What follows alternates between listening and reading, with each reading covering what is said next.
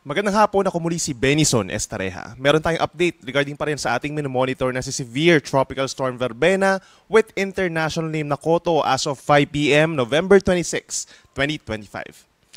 As of 4 p.m. ay huling namataan si Severe Tropical Storm Verbena, 230 kilometers, hilagang silangan ng Kalayaan, Palawan. Somewhere po dito yung Kalayaan, Palawan sa Pag-asa Island. May taglay pa rin na hangin ng 95 kilometers per hour na nanatili pa rin malakas, malapit sa gitna at may pagbugso hanggang 115 kilometers per hour. At kumikilos na ng mabagal, pakanluran at 15 kilometers per hour. Doon sa may Kalayaan, Palawan, asahan pa rin yung mabagyong panahon, mga pag-ulan at malalakas na hangin dulot ng bagyong Verbena, habang ang mainland Palawan, asahan naman yung epekto ng trough ng bagyo. So asahan din po yung kalat-kalat na mga ulan and thunderstorms overnight.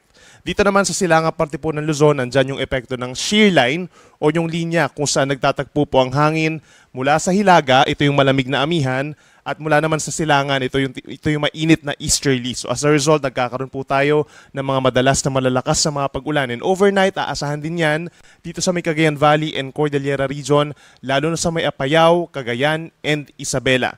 Dito naman sa may Ilocos region and Batanes, may epekto ng northeast monsoon, may kalamigang panahon lalo na bukas ng madaling araw. Paminsan-minsan meron mga light to moderate rains, habang ang natitirang bahagi ng Luzon including Metro Manila, down to Visayas and Mindanao, andyan pa rin ang bahagyang maulap hanggang maulap na kalangitan. In the next 12 hours, nasasamahan pa rin lang ng mga pulupulong pag-ulan at mga localized thunderstorms. Base po sa latest satellite animation ng Pag-asa, wala tayong namamataang anumang weather disturbance na susunod kay Bagyong Verbena. Subalit sa susunod po na 6 na araw, simula po ngayon hanggang sa Martes, may possibility na may mabuong isang low pressure area somewhere po dito sa may central portion ng Pacific Ocean, malapit sa may Guam. At kikilos po ito westward towards the Philippine Area of Responsibility, and possibly po by Tuesday or Wednesday ay nasa loob na ito ng PAR as a low pressure area pa lamang. Patuloy na magkatabi po sa ating updates dahil mababago pa naman yung senaryo natin regarding dito sa ating latest TC Threat Potential Forecast. At for December po, 1 hanggang 2 bagyo ang posibleng pumasok ng ating Area of Responsibility. Ito naman yung latest track po ng Pag-asa regarding kay Bagyong Verbena. Inaasahan po within the next 12 hours ay ito ay lalabas na rin ng ating area of responsibility. However, malapit po siya dito sa may Kalayaan Islands sa mga isla po na sakop ng ating bansa. At inaasahan magkakaroon pa rin ng direktang epekto, mga pabugso-bugsong hangin kahit makalabas na ito ng ating area of responsibility. Sa paglabas din niya ng ating PAR bukas ng madaling araw, inaasahan yung pagbagal pa nito habang papalapit dito sa may central portion of Vietnam. So malaking impluensya yung presence ng high pressure area somewhere dito sa may Indochina na siya nagkokos ng kanyang pabago-bago or erratic po na movement at yung mabagal na pagkilo. So ang magandang balita naman, hindi naman ito lilis ng direksyon or babalik dito sa may parting Luzon at muling magla-landfall. So ang epekto nito within the next 48 hours or sa susunod na 2 araw ay dito lamang sa may Kalayaan, Palawan. And even given na ito ay lumalaki sa ngayon, yung kanyang diametro is 800 to 900 kilometers, hindi pa rin nasasakop itong Palawan or even some parts of mainland Luzon. Sa ngayon po, meron pa rin tayong wind signal number 1 sa may Kalayaan Island sa Palawan. Pabugso-bugso pa rin po yung hangin doon. Habang sa ibang lugar po sa Luzon, tonight po, yan po ay dahil dun sa outer portion nitong si Bagyong Verbena plus the northeast monsoon. Halos buong Luzon, meron din pabugso-bugsong hangin mararamdaman po, hindi direktang epekto ng bagyo. And by tomorrow, Batanes, Cagayan, Apayao, Abra, Ilocos Norte and Ilocos Sur, meron din mga pabugso-bugsong hangin, gayon din sa Zambales, Bataan, sa Lubang Island at sa lalawigan pa rin ng Palawan. Pagdating naman po sa malalakas na mga pag-ulan, posible pa rin ng 100 to 200 millimeters sa dami ng ulan within the next 24 hours sa Apayao, Cagayan, and Isabela. So madalas po magiging malakas na mga pag-ulan doon, mataas pa rin ang banta ng mga pagbaha at landslide. So lagi tumutok sa ating mga heavy rainfall warnings and please coordinate po sa ating mga local government units for possible rescue or evacuation. 50 to 100 millimeters naman ang dami ng ulan hanggang bukas ng hapon sa may Kalinga at sa Aurora. Enhanced din po yung rainfall lalo na doon sa malapit sa Sierra Madre and Cordillera Mountain Ranges. Pagsapit naman po bukas ng hapon hanggang sa araw po ng Friday ng hapon, naasahan pa rin ang mga pag-ulan na malalakas dito sa may Cagayan at magpapatuloy actually yung hanggang 200 millimeters per day na dami ng ulan sa lalawigan pa rin po ng Cagayan. Kaya mag-ingat pa rin sa banta ng mga pagbaha, pag-apaw na rin po ng mga ilog, inuulit natin dahil patuloy ang mga pag-ulan sa mga nabanggit na lugar dito sa may Apayao, Isabela, even dito sa other portions po ng Southern Cagayan Valley and Southern Cordillera region, saturated na yung lupa o hindi na po makasipsip ng tubig kaya mataas pa rin ang tsansa ng mga pagbaha at pag-apaw ng ating mga kailugan at mataas din ang tsansa ng pagguho ng lupa.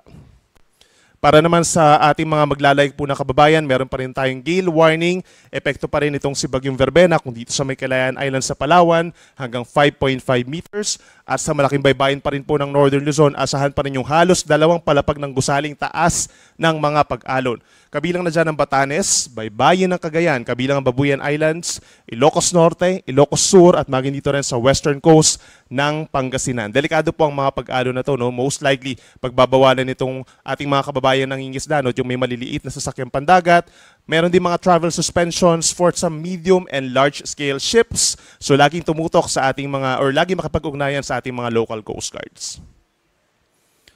Para naman sa lagay ng ating panahon bukas, araw ng Huwebes, magdala po ng payong pa rin ang mga nakatira po dito sa may Northern Luzon. Epekto pa rin itong shear line at ng amihan.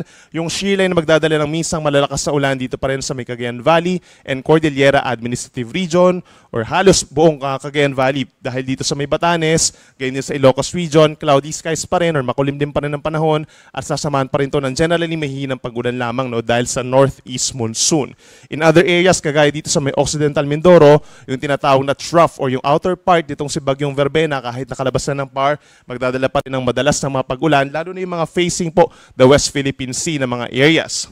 Other areas pa dito sa may Luzon, kabilang yung Metro Manila, mga kalapit na lugar sa may Central Luzon and Calabarzon at maging dito sa may Quezon and Camarines Norte, medyo mataas ang tsansa ng mga pag-ulan sometime between late morning bukas hanggang sa early evening po, no? So from 11 a.m. to 6 p.m., medyo makulimlim ang panahon at mataas ang tsansa ng ulan. So make sure na meron dalang payong kung lalabas po ng bahay, kabilang na dyan ang ating mga kababayang manggagawa at ating mga estudyante. For Metro Manila tomorrow, temperatures from 25 to 30 degrees Celsius. Sa norte, hindi rin kainitan actually. For Lawag, 29 degrees ang maximum temperature. Tuguegarao, 23 to 28 degrees lamang. And for Baguio, malamig pa rin po, 17 to 23 degrees Celsius. Sa ating mga kababayan po dito sa may Kalayaan Island sa Palawan, pabugso-bugso pa rin ang hangin at may kalakasang ulan dulot mismo nitong si Bagyong Verbena. Meron yung trough nitong si Bagyong Verbena, nagdadala din po ng mga kalat-kalat na ulan dito sa may mainland Palawan. Habang sa Visayas, pinakamataas ang tsansa ng ulan pagsapit ng hapon hanggang gabi dito sa may eastern portions. But in other times, generally for the entire Visayas region, asahan po yung bahagyang maulap at minsan maulap lamang na kalangitan at may kainitan po pagsapit ng tanghali. Possible yung hanggang 32 degrees Celsius. At sa ating mga kababayan naman sa Mindanao, asahan din po sa umaga, fair weather conditions naman or halos katulad na weather conditions as today. Madalas maaraw, minsan maulap lamang ang kalangitan, pero nagkakaroon din ng mga isolated rain showers or thunderstorms pagsapit ng hapon hanggang gabi. So make sure din na meron pong dalang payong kung lalabas ang bahay pagsapit ng hapon. May kainitan din, lalo na sa may Zamboanga City, hanggang 33 degrees ang temperatura sa malaking bahagi ng Mindanao, lalo na sa mga kapatagan. At para naman sa ating weather conditions for Luzon, hanggang sa katapusan na po yan ng Nobyembre, asahan pa rin ang epekto ng shear line sa may eastern section ng Northern Luzon at yung epekto ng amihan or northeast monsoon naman sa kaliwang bahagi or sa western side ng Northern Luzon. Pinakaulanin po within the next 2 days or November 28 and 29, ito pa rin Cagayan, Isabela, Quirino, Nueva Vizcaya, Apayao, Kalinga, Ifugao, and Mountain Province. Mag-ingat pa rin po sa banta ng mga pagbaha at pagguho ng lupa habang natitirang bahagi ng Luzon, bahagyang maulap hanggang kuminsan maulap na lamang ang kalangitan at sinasamahan pa rin yan ng mga isolated na mga pag-ulan kung dito sa may Northern and Central Luzon habang may mga localized thunderstorms pa rin sa may Metro Manila, sa may Calabarzon, Bicol Region, and Mimaropa. Then pagsapit po ng linggo, iiral yung tinatawag natin pa rin na easterlies o yung mainit na hangin galing sa may silangan. Pinakamatataas ang tsansa ng mga ulan sa Cagayan Valley, sa Aurora, Quezon, Bicol Region, the rest of Luzon, partly cloudy to cloudy skies in general. Sa ating mga kababayan po dito sa Visayas, asahan din ang mataas na tsansa ng ulan. Pagsapit po ng Sabado, epekto po yan ng easterlies. Magpapatuloy yung easterlies pagsapit ng Linggo pero mas kakaunti yung mga pag-ulan. But for the last 3 days of November po, partly cloudy to cloudy skies pa rin tayo in general for the entire Visayas. Walang anumang bagyo na aasahan at magkakaroon po ng mga patuloy na magdudulot ng mga patuloy na pag-ulan dito sa Kabisayaan. Very ideal po ang pamamasyal ng ating mga kababayan doon. At para naman sa Mindanao, asahan din po fair weather conditions in general from November 28 hanggang November 30. Yan po ay holiday. Asahan na bahagyang maulap hanggang kuminsan maulap na kalangitan at sasamahan pa rin lamang ng mga pulupulong pag-ulan o pagkidlat pagkulog na walang kinalaman sa anumang low pressure area or bagyo.